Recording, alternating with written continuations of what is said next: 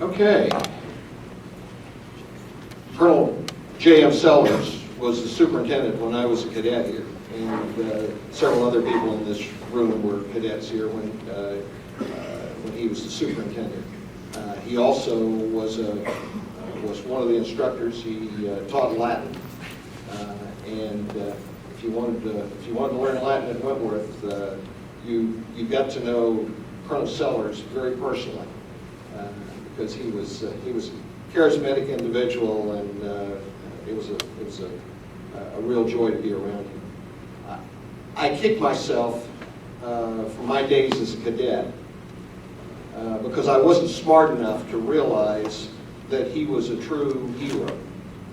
I knew that he had been a Marine. He wore an Army uniform as the superintendent, and he wore the rank of an Army colonel during the time that I was here. But I never knew that he had received the nation's second highest award for valor twice. And I'm sure I heard it, but it just never, it didn't soak in. It didn't mean anything to me at the time. Later, when I went into the Army and recognized the significance of the Distinguished Service Cross or the Navy Cross, either one, those are synonymous. In the Navy, the award is called the Navy Cross. In the Army, it's called the Distinguished Service Cross. Either way, it is the second highest award for valor that you can receive. And I just, I've always felt sort of guilty, I guess, that I never paid him the respect that he deserved by having earned those combat decorations. It's now my privilege to introduce his grandson, William Wentworth Sellers, who will speak to you this evening, is, as I just said, the grandson of Colonel James McGregor Sellers. And he went to school here as well, and spent most of his life growing up here on this campus, just like his father and his grandfather. Mr. Sellers was an outstanding cadet here. He was a very good athlete. He lettered in football, basketball, and track while he was here multiple times. He was an outstanding cadet, an outstanding scholar while he was here. He earned most of the awards that you can receive. You can, by the way, the program that you have in front of you has his biography in it, and as you can see in that biography, he has earned most of the distinguished awards that you can receive, both for athletics and for academics. After graduating from high school, Bill, as I call him, and I hope he approves of that, went on to Harvard, where he graduated with honors and was a member of the football team there as well. He lettered twice on the Harvard football team. He majored in history, and history is kind of his favorite subject, because when you sit down and talk with Bill, he will tell you, he immediately goes into history to a large degree. He will talk to you about the history of Wentworth, the history of the Sellers family, the history of the Wentworth family. And the reason his middle name is Wentworth is because he is related both to the Sellers side of the family, obviously from his last name, but he is also related to the Wentworth side of the family through his grandmother. So he can talk to us this evening about both sides of the legacy that has been handed down to us through both the Wentworth family and the Sellers family in the founding and the operation and the history and legacy of Wentworth Military Academy. So please join me and a round of applause for Mr. William Wentworth Sellers. Thank you, Colonel. It's really is great to be back here. It's Wentworth I consider my home. It's Wentworth is my family, but as General Little said, my family's been involved in the school since the very beginning. Stephen G. Wentworth was my great-great-great-grandfather. My great-great-grandfather was president of the school after Stephen G. Wentworth died. Sanford Sellers came in as the first principal and then was president and superintendent, stayed for 58 years. My grandfather was born here and spent his entire life here. My father was born here and was superintendent for 18 years in the 1970s and 80s, and I moved here when I was 4 years old and grew up at the bottom of the campus. And I've probably eaten, I don't know, 3,000 or 4,000 meals in this room, so, food's still not quite like home, but it's not bad. It's not bad. I've got a few slides, just some family photos that I've put together. This one in particular, I thought was especially appropriate today as we're celebrating Founders Day. This is Founders Day in 1955, so this is 50 years ago this fall, when Harry Truman was reviewing the Corps on the Founders Day weekend. He was 2 years out of the presidency. He was my grandmother, who was Stephen G. Wentworth's great-granddaughter, grew up in Independence, Missouri, where the Trumans were from, and she was friends with Bess Wallace at the time, and she later married Harry Truman, and my grandfather and Harry Truman knew each other through World War I and through the Masons, so they knew each other from before he was even in elected office. They knew each other going back to the 1920s. And Harry Truman was a big supporter of the school through the years. I thought that was a very appropriate way to begin my little talk here, because history does mean a lot to me. Wentworth's a lot more than just a bunch of buildings. The people who've gone through it, throughout the entire history of Wentworth, I consider as part of my family as well, and it's very interesting to come back and talk to people who knew my father, and knew my grandfather, and my great-grandfather, and so I'll tell you a little bit more about some of my family connection as we go along. I don't want to repeat everything that the three cadets read earlier, but Stephen G. Wentworth did give the money to found the school, but my great-grandfather, Sanford Sellers, who came in the 1880s, was really the one who built it. There would not be a Wentworth as it is today if not for him. He put the buildings together, he raised the money. When he got here, he'd travel around on horseback to try to get students. When Wentworth was founded, there were 3 girls' schools in town, but there were no schools for boys around. So, he just hit the pavement.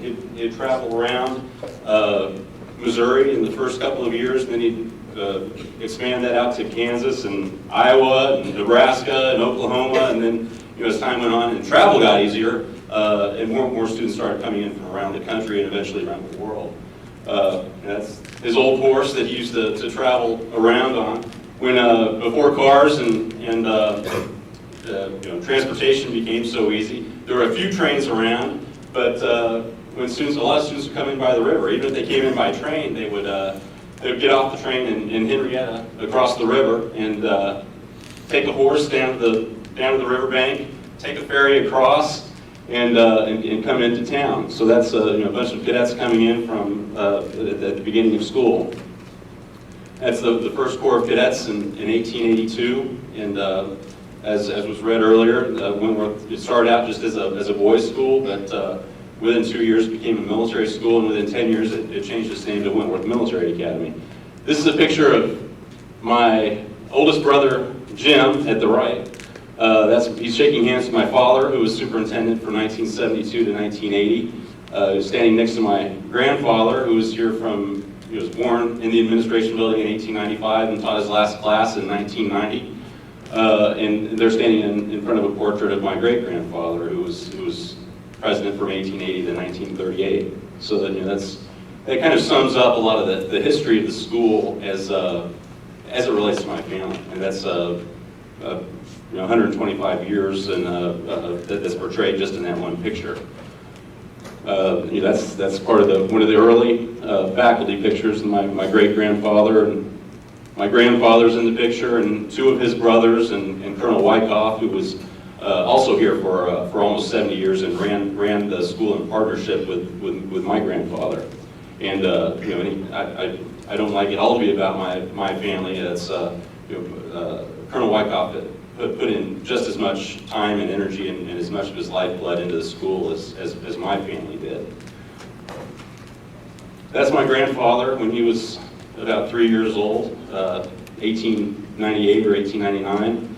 He was born, this is the administration building before the big porches were put on here. My grandfather was born in this room right here. His office for 70 years was right here. I had my Latin class in that room, sitting across the desk from him. There were 2 people in the class my first year and 1 person in the class my second year, and that was a neat deal for me. I got to go to class, and my grandfather was 91 years old, and as General Little said, he'd been a war hero. He was the most. I think there were 6 medals of honor given out in the Marines in World War I, and 2 were in his company, and he wrote up the citations for them. And he was awarded both the Distinguished Service Cross and the Navy Cross because he was a Marine. He got a Navy Cross, and because his unit was affiliated with it was part of the Army 2nd Division. So he was also awarded the Distinguished Service Cross, actually for 2 separate incidents. This is just to put that last picture into context. That's the room where my grandfather was born. That was his office, and they changed out the porch there to make it look pretty much as it does today. That's my grandfather as he was a cadet right before he went off to World War I, and that picture was actually used as the advertisement for the school, and it was on the cover of the catalog up until the 1970s. So I think it had worn out its welcome by then, but it was kind of a famous picture in the history of the school, and that's my grandfather shortly after he returned from World War I with his chest full of medals. So you can't really see that too well, but he married the great-granddaughter of Stephen G. Wentworth, the founder of the school. So that's my grandmother, Rebecca Sellers, and my grandfather when he was in his 80s. That's Marine Hall. The building was just to the left here that was torn down about 3 years ago to make room for Tillotson Hall. So I think a few of you here might remember that building. It was bricked up before it was torn down. That's an early photo of the Corps in front of Hickman Hall, the administration building. That's an early football game at Wentworth back in the 1890s. Wentworth actually had a powerhouse football team. We played the University of Missouri to a scoreless tie in 1898. We played University of Kansas. They were the champions of they call it the Southwest then. But Wentworth had some big teams. They actually hired ringers to come in to play for them. So they weren't about half the guys on the team weren't even going here. But I think most of the schools around were doing that. So I think it's true. It's true. That's the side of the administration building that's just a shell right now. The old mess hall was through those doors, and I think you've heard Achieve the Honorable is written above those doors. So that was the old mess hall. The student every day as the Corps would march in to have dinner, they'd have to go up those stairs and through that door and read that sign. I know every time Ike Skelton, Congressman Skelton, gets back here to talk, he'll mention that. That made a big impact on a lot of people. I'm looking forward to seeing that building put back to full use here in a few years. That's the inside of the old mess hall. Actually, my dining table at home, I've got those chairs. So we've got a number of old Wentworth mementos that are still bouncing around the family, and they're pretty comfortable. That's the old D Company that burned down shortly after my family came down. That was one of the first barracks that was built on the campus in 1890, and it burned down in 1975. That's my grandfather with the old cadet limousine to take students up to the train station in the 1930s and 40s. And my grandfather's, I think, welcoming some new students there in front of the administration building. That's an old Wentworth Kemper football game. So I know, yes, got a Kemper graduate in the room.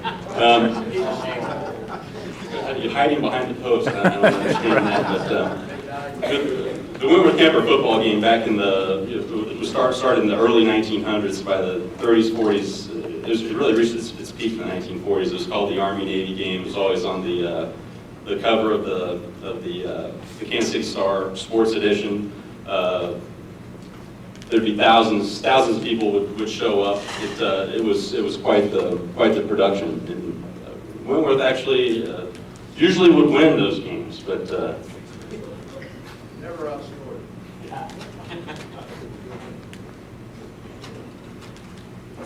That's the campus before the field house was built. You can see the track was at a caddy corner, so it was later moved back. But that's how the campus looked in the 1950s. That's a commencement in the 1950s. That's right in front of the administration building in Hickman Hall.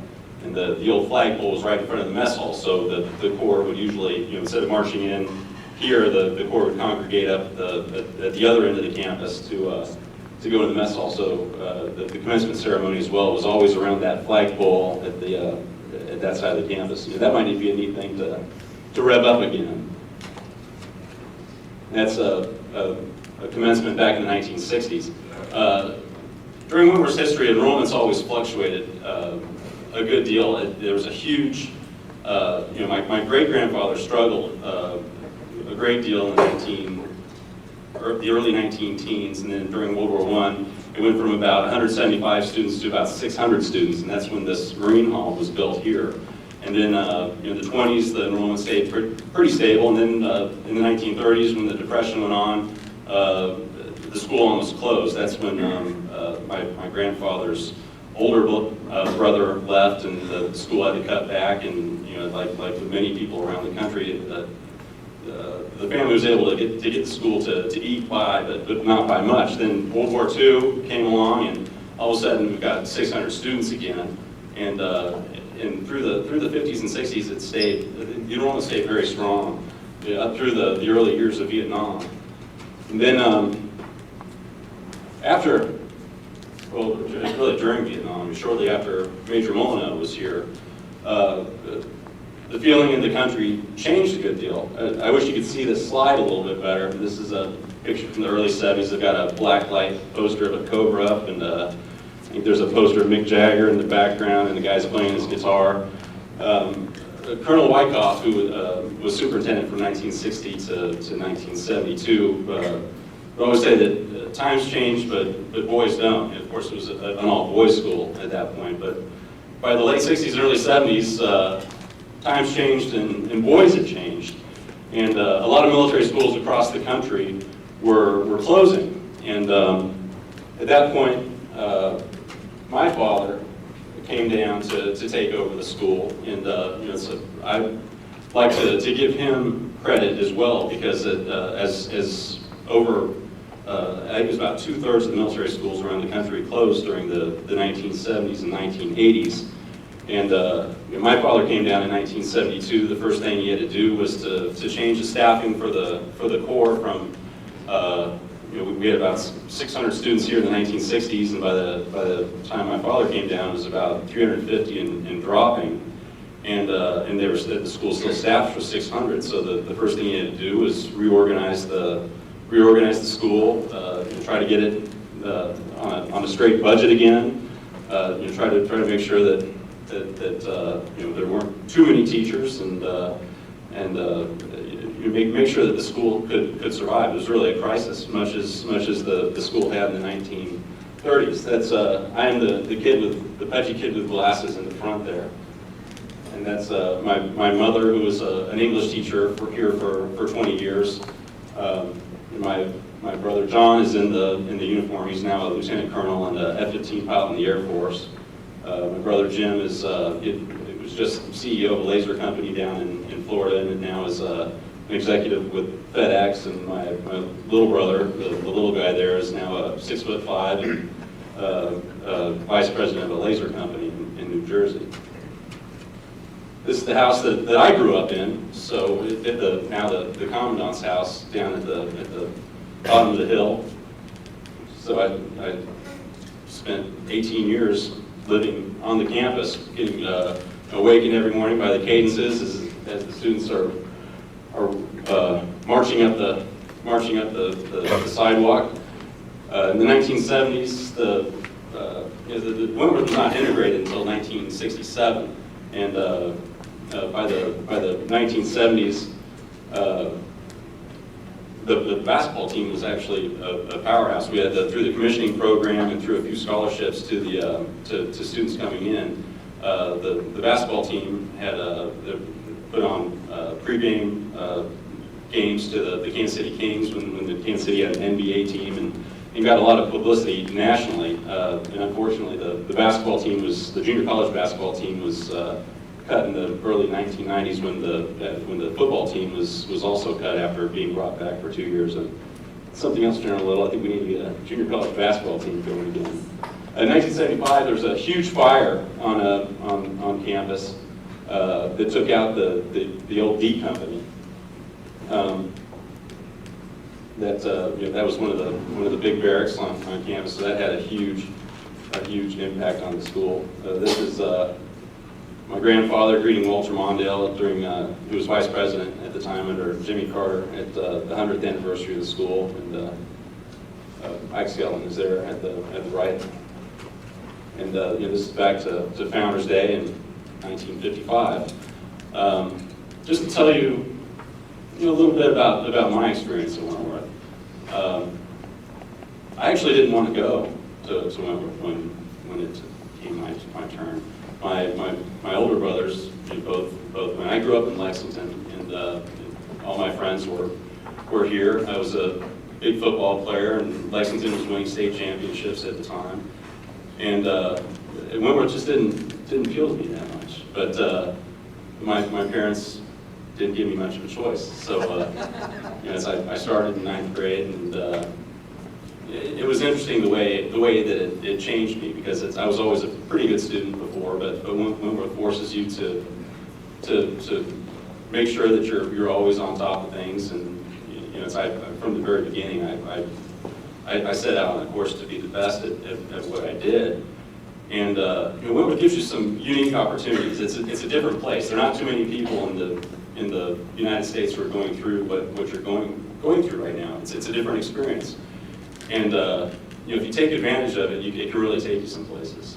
I accelerated my courses. By my senior year in high school, I was taking the college English and college math with the Falcons, and really trying to make sure that I was challenging myself and doing taking advantage of everything that Wentworth has to offer, because it's a small school, so you can be involved in a lot of different things, and to a greater degree than you can at a larger school or a school that's not organized like this school is. So take a look around at the opportunities, because it really can make a difference in who you are and where you go. I don't think I ever would have gone to Harvard if I hadn't gone to Wentworth. Just because it's part of it is just because it's a different experience. It's not something that most people go through, and you make great friends. When I got married, I think I had as many Wentworth friends as I did college friends show up. And my little brother just got married a couple months ago. He had 8 friends from Wentworth who showed up. So look around you. You've got some of these people that you're seeing right now. Some of them you might even not like that much right now. You might be your friends for the rest of your lives. So it's something that makes you bond. You don't get that experience at a 4-year college where you're living in a dorm or a house off campus, or at high school where you're doing whatever you do at high school these days. It's a different deal. So I urge you all to take advantage of the opportunities that you have here, and I'd be happy to talk with any of you. We've all had shared experiences just by walking through these doors, and that's with any of the moms. When you hear General Little speak, he's been through it. it was a little bit different back then, but not that much different. You know, it's still, you know, what you guys are going through in this room right now is, you know what it was like at your old high schools or your old, you know, wherever it was you came from. This is nothing like it, and it's something, you know, when I'm, you know, now as an attorney in Kansas City, I still find myself talking an awful lot about my time at military school, just because it is such a unique experience, you know, and I just want to, you know, reiterate one more time, you know, to take advantage of it. Any questions about the school, me, anything? Well, thank you very much, and you know, and welcome to the family too, because it's, you know, I appreciate your being here.